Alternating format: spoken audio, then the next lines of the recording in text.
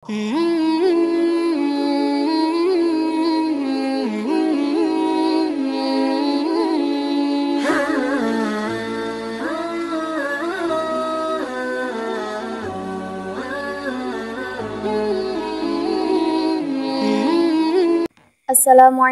warahmatullahi wabarakatuh. Berikut ini adalah kisah Sunan Kalijaga. Sunan Kalijaga memiliki nama asli Raden Syahid, putra Adipati Tuban yaitu Tumenggung Wilakita. Sejak kecil Raden Syahid atau Raden Syahid sudah diperkenalkan kepada agama Islam oleh guru agama Kadipaten Tuban, Jawa Timur.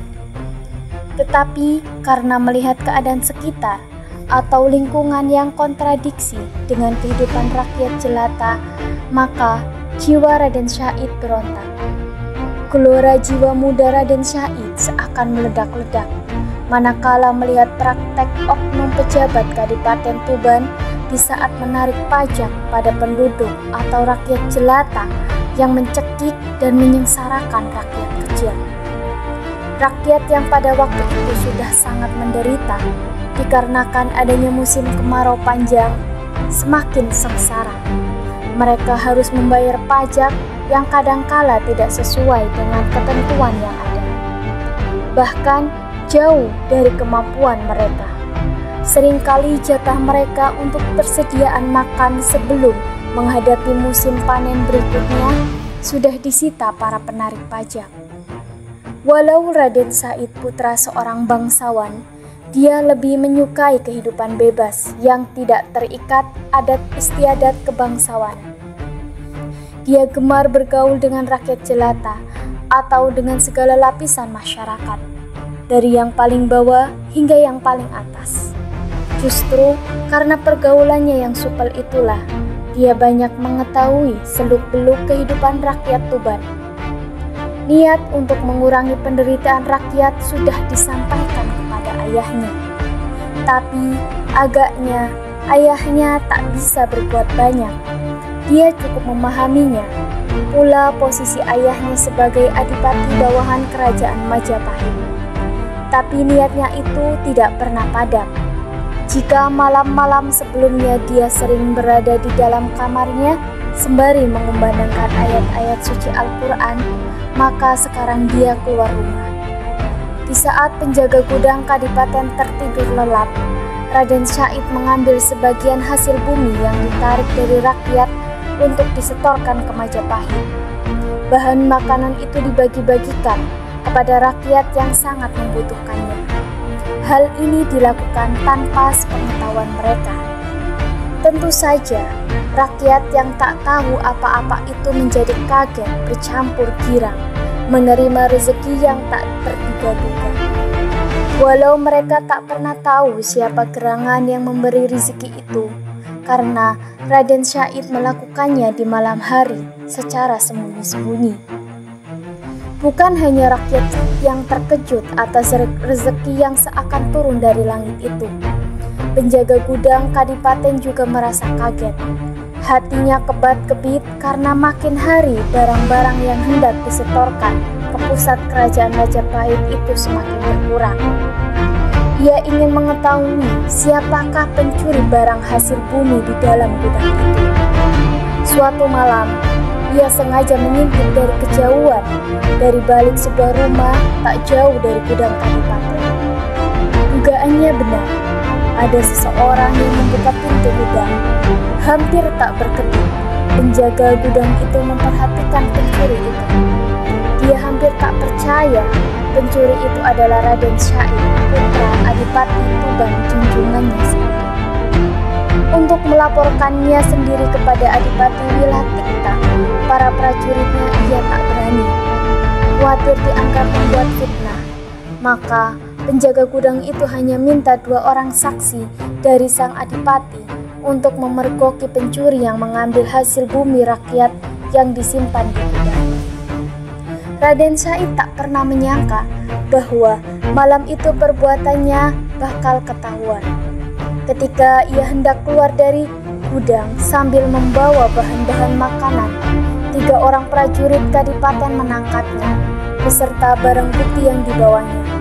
Raden Syahid dibawa ke hadapan ayahnya. Adipati Wilatikta marah melihat perbuatan anaknya itu. Raden Syahid tidak menjawab untuk apakah dia mencuri barang-barang hasil bumi yang hendak disetorkan ke Majapahit. Tapi untuk itu Raden Syahid harus mendapat hukuman karena kejahatannya mencuri itu baru pertama kali dilakukannya. Maka ia hanya mendapat hukuman cambuk 200 kali pada tangannya. Kemudian disekap selama beberapa hari, tak boleh keluar rumah. Jerakah Raden Syahid atas hukuman yang sudah diterimanya? Tentu saja tidak. Sesudah keluar dari hukuman, dia benar-benar keluar dari lingkungan istana. Tak pernah pulang sehingga membuat cemas ibu dan adiknya. Raden Syahid mengenakan topeng khusus, berpakaian serba hitam, dan kemudian merampok harta orang-orang kaya di Kabupaten Tuban, terutama orang kaya yang pelit dan para pejabat yang curang. Harta hasil rampokan itu diberikannya kepada fakir miskin dan orang-orang yang menderita lainnya. Tapi ketika perbuatannya itu mencapai titik jenuh, ada saja orang yang bermaksud mencelakakannya. Ada seorang pemimpin perampok sejati yang mengetahui aksi Raden Syahid menjarah harta pejabat kaya. Kemudian pemimpin perampok itu mengenakan pakaian serupa dengan pakaian Raden Syahid. Bahkan juga mengenakan topeng seperti Raden Syahid juga.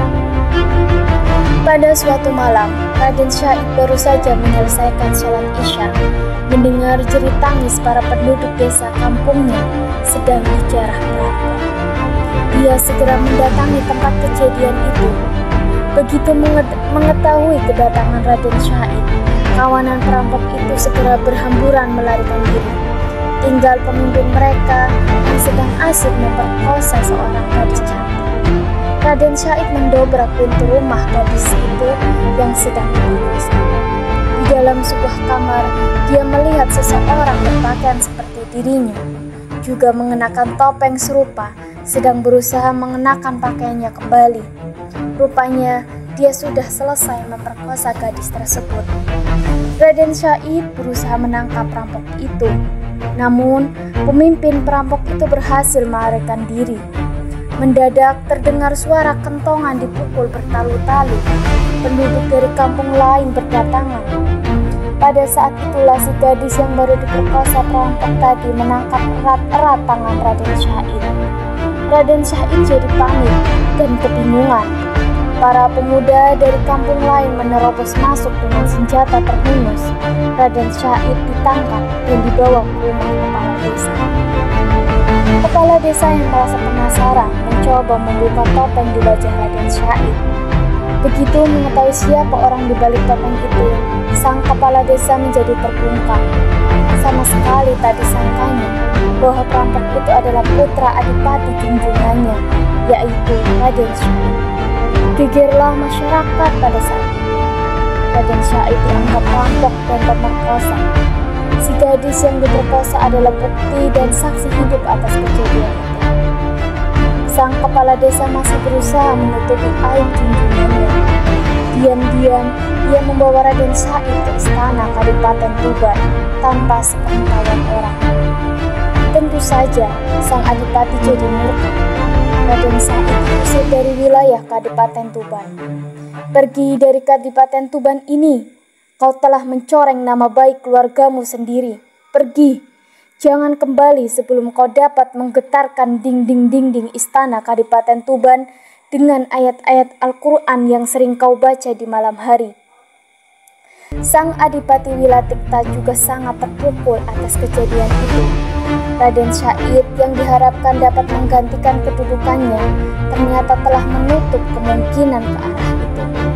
Sirna sudah segala harapan sang Adipati.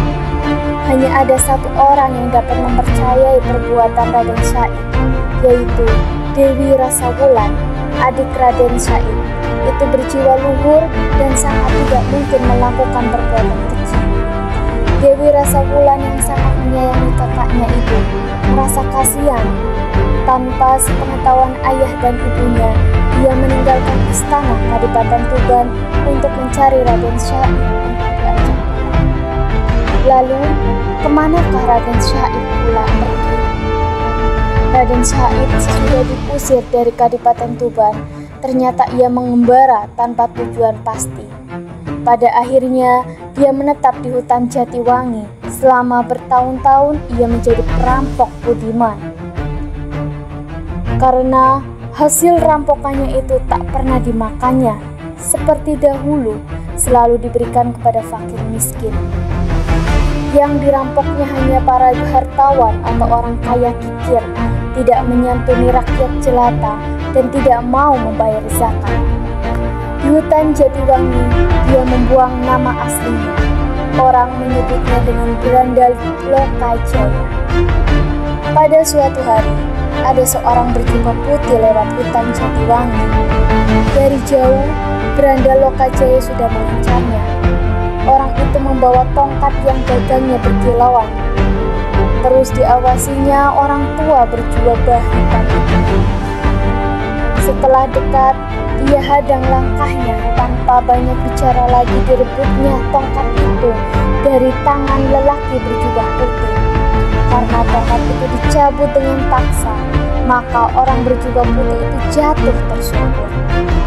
Dengan susah payah, orang itu bangun. Sepasang matanya mengeluarkan air walau tak ada suara tangis dari mulutnya. Raden Syait pada saat itu sedang mengamati gagang tongkat yang dipegangnya.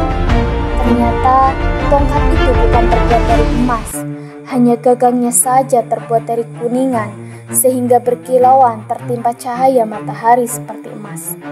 Raden Syait heran melihat orang tua itu menangis. Segera diulurkannya kembali tongkat itu. "Jangan menangis, ini tongkatmu ku kembalikan." "Bukan tongkat ini yang kutangisi," ujar lelaki tua itu, sembari memperlihatkan beberapa batang rumput di tangannya. "Lihatlah, aku telah berbuat dosa, berbuat kesia-siaan. Rumput ini terjabut ketika aku jatuh tersungkur tadi." "Hanya beberapa lembar rumput, kau merasa berdosa?" tanya Raden Syait heran. "Ya, memang berdosa, karena kau mencabutnya tanpa sesuatu keperluan. Andai kata ku cabut guna makanan ternak, itu tidak mengapa. Tetapi untuk suatu kesia-siaan, benar-benar suatu dosa," jawab lelaki itu. Hati Raden Syait bergetar atas jawaban yang mengandung nilai iman itu. "Anak muda, sesungguhnya apa yang kau cari di hutan ini?" "Saya menginginkan harta," kata Raden Syait. "Untuk apa?" tanya orang tua berjubah putih tersebut. "Saya berikan kepada fakir miskin dan penduduk yang menderita." Sungguh mulia hatimu. Sayang, caramu mendapatkannya yang keliru." "Orang tua, apa maksudmu?" sentak Raden Syait. "Boleh aku bertanya, anak muda?" Kisah orang tua itu. "Jika kau mencuci pakaianmu yang kotor dengan air kencing, apakah tindakanmu itu benar?" "Sungguh perbuatan bodoh," sahut Raden Syait. "Hanya menambah kotor dan bau pakaian saja." Lelaki itu tersenyum. "Demikianlah amal yang kau lakukan. Kau bersedekah dengan barang yang didapat secara haram, atau mencuri, itu sama halnya dengan mencuci pakaian dengan air kencing." Raden Syait tercekat. Lelaki itu melanjutkan ucapannya. "Allah itu adalah zat yang baik, hanya menerima amal dari barang yang baik atau halal." Raden Syait masih tercengang mendengar keterangan itu. Rasa malu mulai menghujam lubuk hatinya. Betapa keliru perbuatannya selama ini. Dipandangnya sekali lagi wajah lelaki tua itu, agung dan berwibawa, namun mencerminkan pribadi yang welas asih. Dia mulai suka dan tertarik dengan lelaki tua berjubah putih tersebut.